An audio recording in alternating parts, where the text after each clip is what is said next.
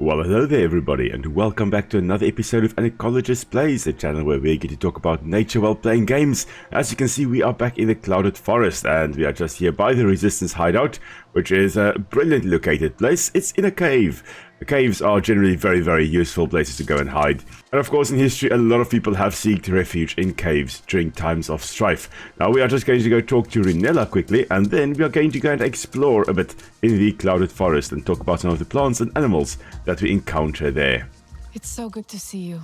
Hello, Rinella. You too. It is good to see you too. You made it. Yeah. How are things here? Truthfully, not great. Basic supplies are low, and I'm anxious about us being in Kametire territory. Why? Are they dangerous? Well, Sotlek said they don't welcome strangers. And Alma once told me they're not to be trusted.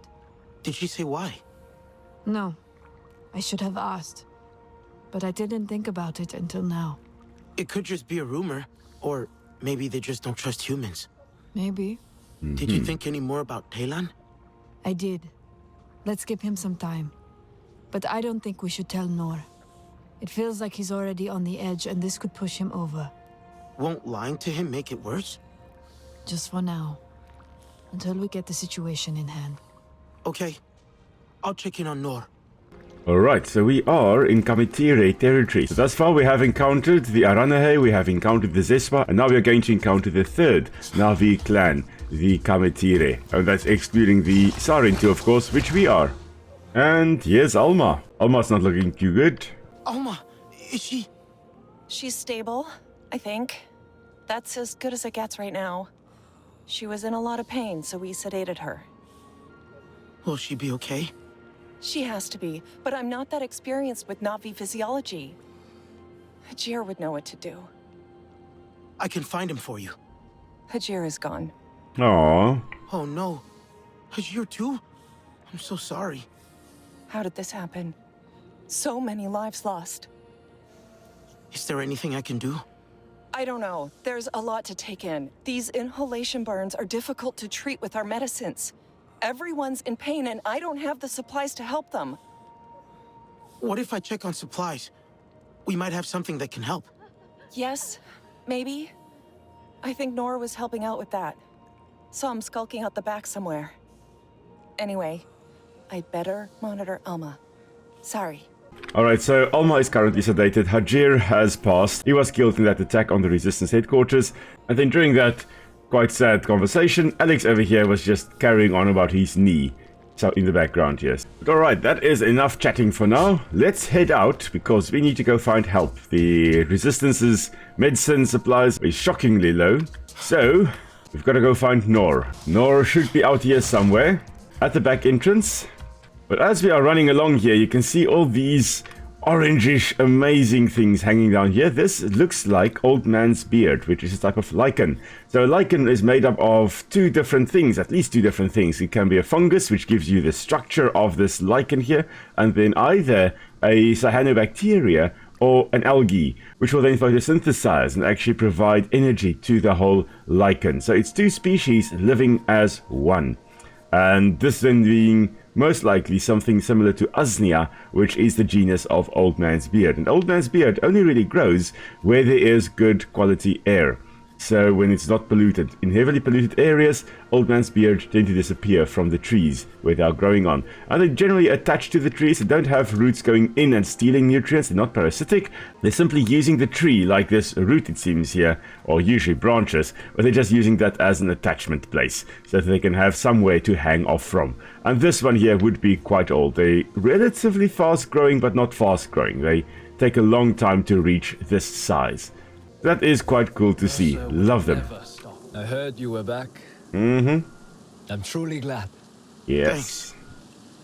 It was close. I just came to see how you are. Wish people would stop asking me that. Was there anything else? Kind of. Alma told Rinella that the Kametire can't be trusted. Do you know anything about them? That's not true. The Kametire are reclusive, but they are expert healers, renowned among Navi. Really? Do you think they would help us heal our injured? Perhaps. My father used to go to them for healing remedies. Then I should try and find them. Their capital, the Hollows, is hidden. But we used to meet an herbalist at the Kametire camp, not too far from here. My father enticed me with stories of the Gentle One, a rare creature from these parts. For now, we're just going to quickly go and connect with Awa once more so that we can fly with our Ikran. So for a very short period, we were just running around the clouded forest. We're still going to be running around quite a bit. There aren't any dire horses as far as I know in this area, so we can't run around with the dire horses. Now, of course, connecting to Awa here to the, Whispering Great Gap. This is an amazing fungus, it seems, yes. Okay, so it's interesting that in the other areas we were connecting to trees. So in the Kinglar Forest and in the Upper Plains we were connecting to trees. Here we are connecting to a giant fungus, because the theme of the clouded forest here is, well, fungus and decay. So there's a lot of decay, a lot of fungus in this biome, and of course then we are going to connect to a fungus also. Into the mycelial network, that's what we're going to be tapping into. And there we go. Now we should be able to fly a bit. And we're back. Oh yes.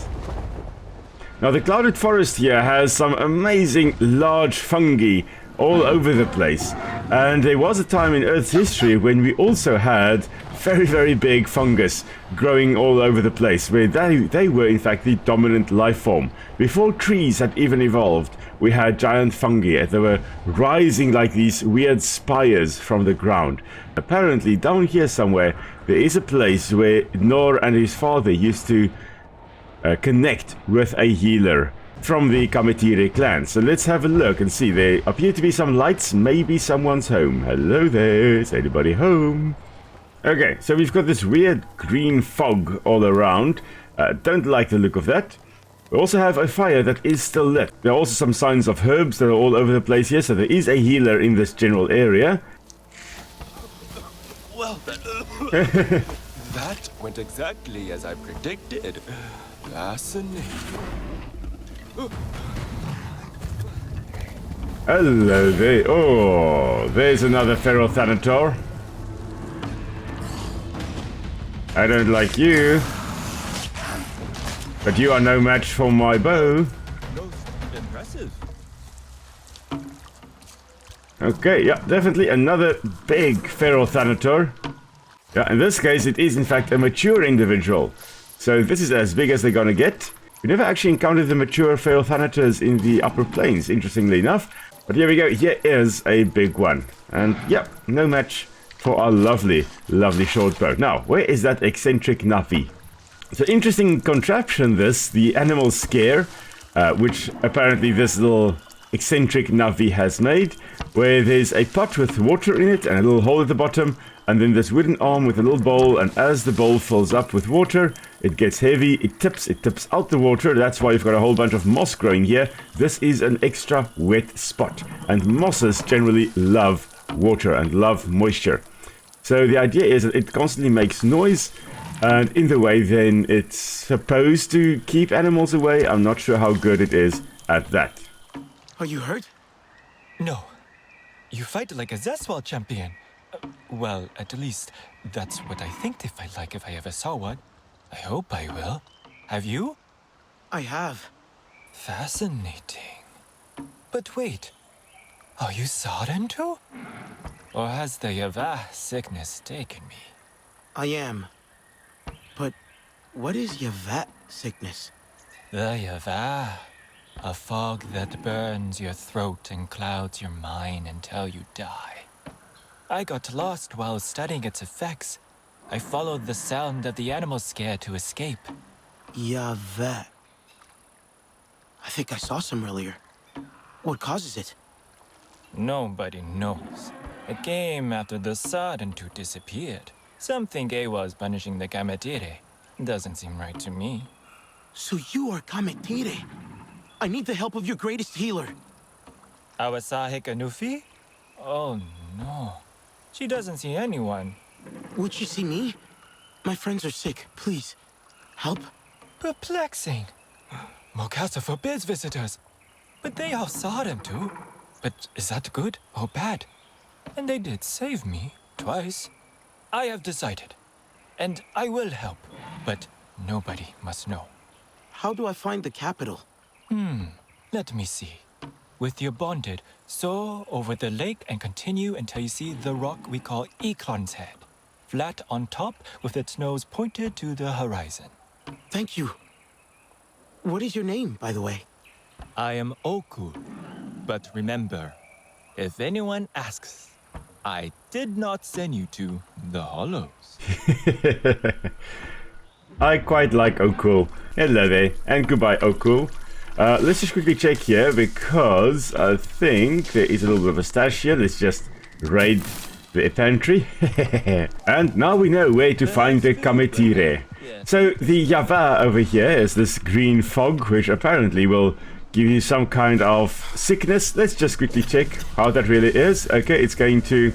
Oh, it drains my health quite badly. Okay. Yeah, we shouldn't go into that.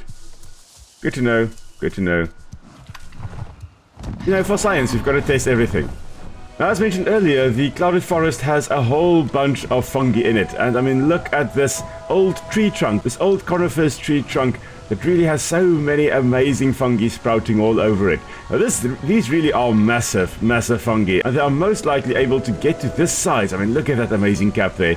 Without breaking, due to the lower gravity on Pandora. On Earth, they would not be able to get to this size. That's just amazing though. So of course you can see here, if we just have a look from the top, you can see the top of the fungus here, that's relatively hard. So that is a little bit of a protection against raindrops splashing from above. But the underside, you see all these lines, well, those are the gills. And from there, they are releasing the spores. In there, in this fruiting body, in those little grooves, you'd have the spore-producing organs. And then as the spores ripen, they would rain down from above in this dust cloud. And then they would be dispersed far and wide.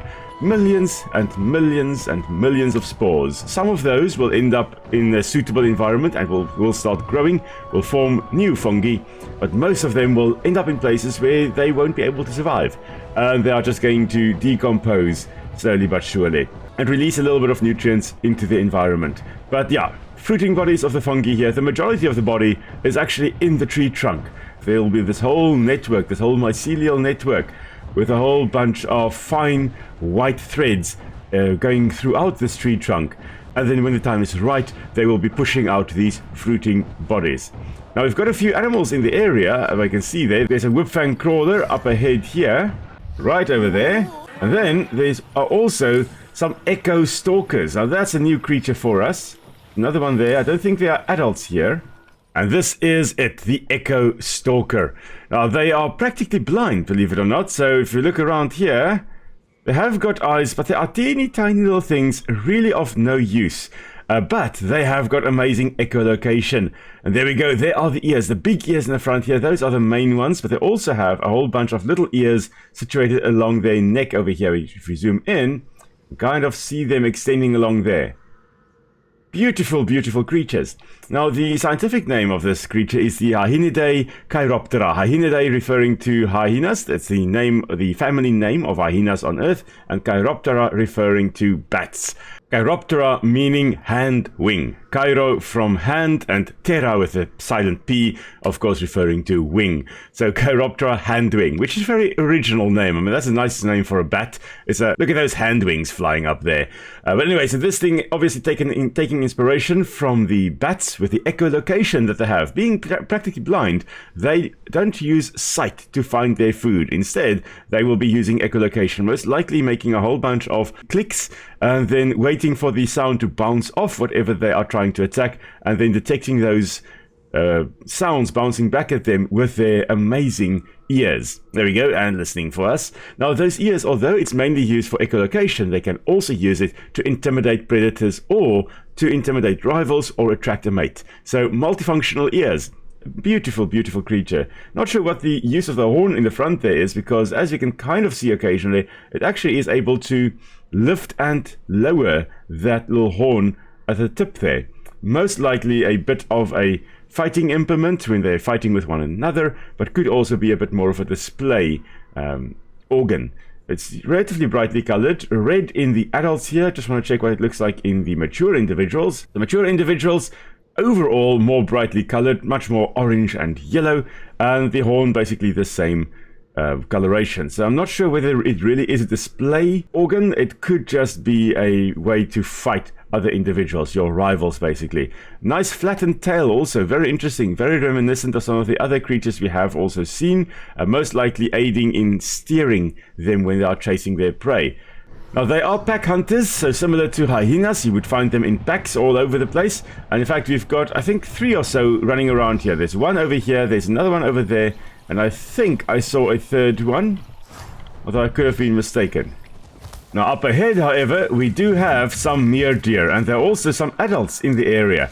We are going to just walk closer, and we are also going to have our weapons holstered so that they don't run away from us. But why are you guys running? Is something chasing you? Yeah, something is chasing you. What have we got here? We have got chameleon crawlers. Oh, interesting. Okay, so chameleon crawlers, so called because they can actually change their color and be extremely well camouflaged. I think it's basically gone. It's going to most likely pop up soon. I know you're in the area. There we go. And that is a successful hunt. Thank you. Let's just quickly harvest this. Okay, that was a young one, unfortunately, that we got there. It was not the adult. But we have to harvest it extremely quickly. Otherwise, it will be shrouded, and we'll talk about that in a moment. Now, where are the other 2? I know there are 2. There's one here. That is, in fact, a mature individual. Unfortunately, this one I did not get cleanly. But that's alright. Sorry, little one. Thank you. But thank you for your gifts. Ah, in fact, there are some RDA down there. You know what? We are going to take out those RDA now. It's been a while since I've been able to take out RDA properly. Okay, so what we have down here are 5 amp suits. Well now, guess that's a job for this guy. That should be 3 down. And that guy knows something is up, but doesn't know exactly what. And is going to find out soon enough what is up. Death. That is what is up. I thoroughly enjoyed taking out the RDA. Quite cool rock formations, really, in the Clouded Forest. Overall, in this game, just amazing rock formations. So, Nic and I watched the first Avatar movie again over the weekend. And that was so much fun. It was so awesome to just see the animals and plants that we've been encountering in the game, see it in the movie once more, and the familiar rock formation types. Things like these kind of broken archways, and things like the floating mountains, all those things. Seeing it in the movie again, just awesome. Now, I do see some helicopters up there. I'm just going to take those out. And then we're going to come and say hello to the Kametire. Hey, that's 1 down. And 2 down. Okay. Now that we have officially said hello to the RDA in the Clouded Forest, let's head over to the Kametire and say hello to them. Let's just land here right on their doorstep. This place seems abandoned. Where are you all? Ah, okay, apparently they are here somewhere. They have them up. I thought they were dead. What do they want? The Sarentur. Why have they come? The Sarentur lives. That clan is long gone. Mokasa. So, who dares to darken our threshold with lies? I'm looking for your Tsahik. The Sky People attacked us, and we have many wounded. I was told the Kametire were healers. We need help. There is nothing for you here. Especially from our Tsahik. Do we not have an obligation? Our clan once helped those in need. That was before our Tsahik killed, instead of healed. The Sarentu no longer walk among us. Only liars. Why would they lie? The mark is clear. Enough! You desecrate the memory of our Sarentu friends. In any case, she is in seclusion, far from here, and not to be disturbed. I don't like Mokasa. Looks like a real piece of work. Way, imposter. We have no need of you here.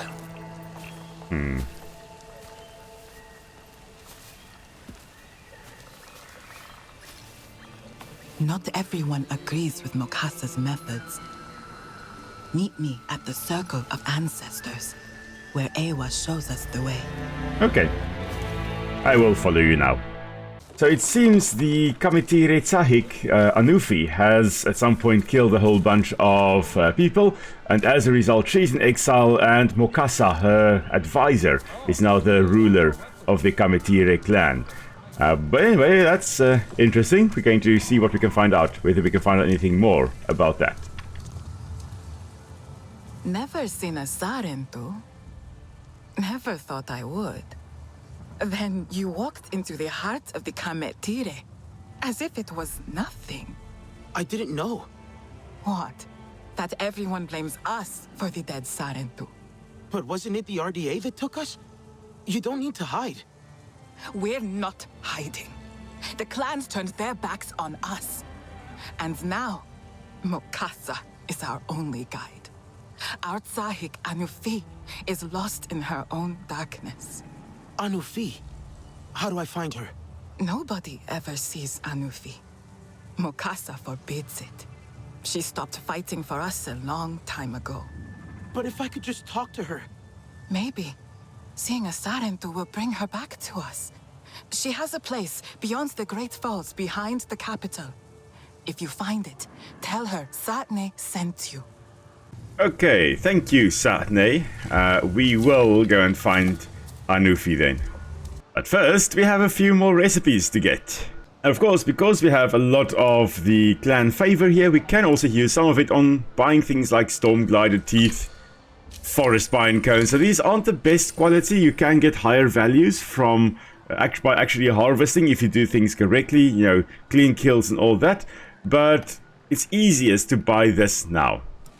And we're heading off to go find Anufi, the Tsahik of the Kametire clan. And as so often is the case, we've got a whole bunch of RDA causing chaos. But this time there's also some feral Thanators attacking the local wildlife. And that should actually give us the chance to quickly come and have a look here at what happens when you kill something or when something dies in the clouded forest. Because there is so much decay here. Oh, we are already under attack by feral Thanators again. Okay, come on. Come and get me. Okay, it seems because the RDA actually killed or injured this webfang crawler here, we also did not have the shroud coming over it because it is ruined. Interesting that the shroud, the parasitic creatures that very quickly cover anything you kill, they don't cover the things that were killed by the RDA. So, yeah, they've got standards. They also, I don't think, actually cover Thanators or feral creatures like the feral Thanator there. Or there, for that matter. Because they don't have Kurus. Interesting that the feral Thanators are not covered either. Now we need to go hunt something so I can show you the shroud. After, you know, destroying the helicopter here. Now I don't want to lose out on valuable crafting resources, but there is a Meer deer right over there, and we are going to have a good look at Meer deer in a moment. But first I want to show you what happens if we actually don't harvest something we kill quickly enough. Immediately after we kill it, we've got this whole bunch of flying stuff appearing. This is the shroud. These are little parasitic creatures that should now come and cover this corpse. Okay, if we don't get to it close enough, they actually come closer. Interesting to note that you can chase them away by coming to it quickly enough, and then they go away. But if you are far away from your prey animal that you have just shot, they quickly cover it, they start feeding on it, and then they expand, and they've got this little membrane that starts covering the whole corpse. And now we cannot harvest this Meer deer at all. And instead it is the shroud. Now the shroud here appears to be some kind of gnat, some kind of flying creature similar to gnats which we have on Earth, which is in the Diptera group, the type of fly. Now the shroud appears to have a life cycle that is very similar to mayflies on Earth. Mayflies are generally alive in the water for an extended period of time, and then they pupate and they turn into adults which live for maximum a day. In fact, in some species they are only alive as adults for about 5 minutes and then they die. They don't have a digestive system, they're literally just there to reproduce.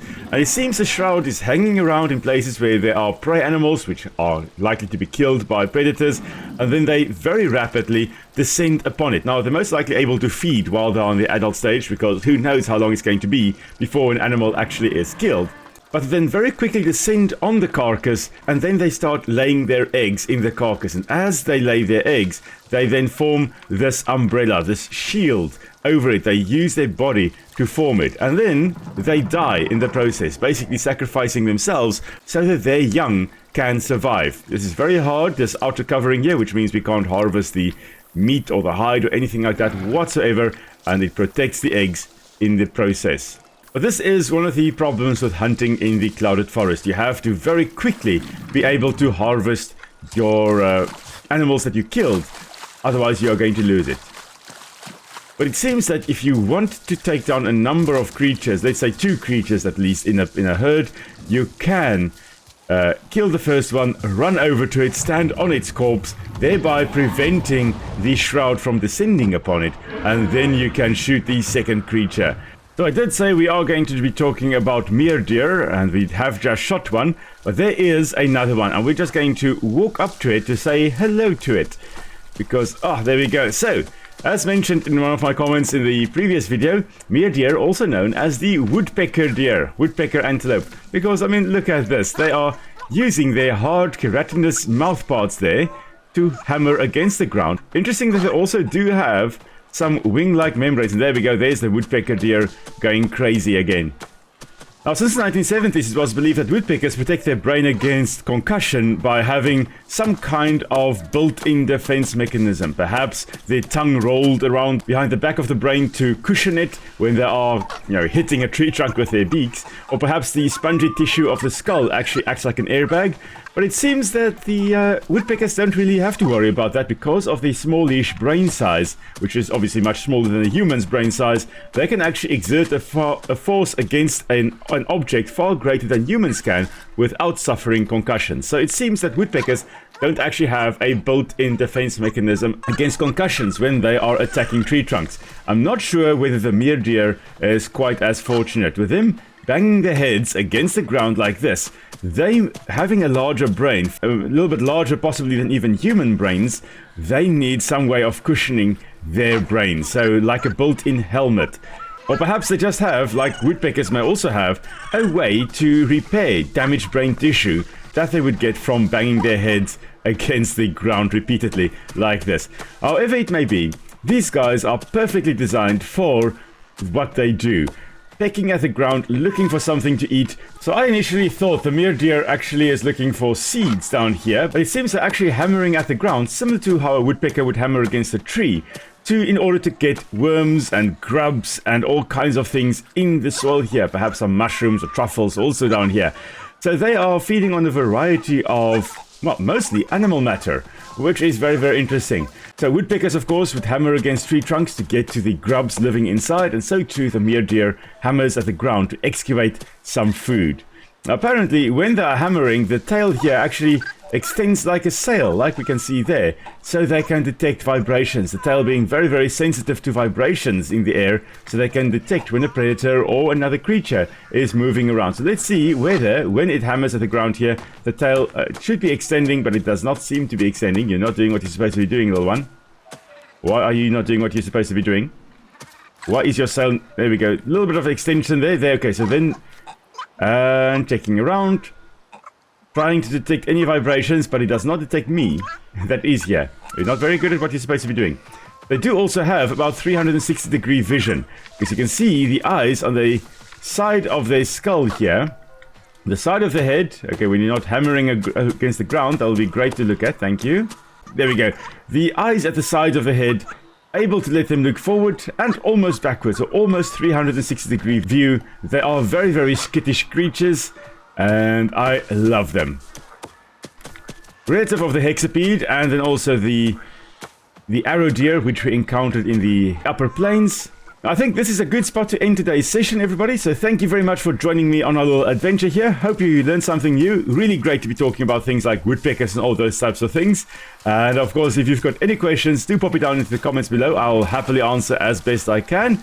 And then also, if you've got anything you would like me to do in the game here, do also let me know about that. And then next time we are going to go and hopefully find Anufi, the Tsahik of the Kametire clan, and we'll carry on with the main quest. Of course, on Sunday, Nic and I are also streaming Avatar Frontiers of Pandora, and we are also heading into the Clouded Forest here. In fact, in the live stream we may actually get further than we got today in this episode. So join us then, South African time, 6 o'clock until 10 o'clock in the evening. And then have a lovely week further, everybody. Stay safe. We'll see you all soon. Bye.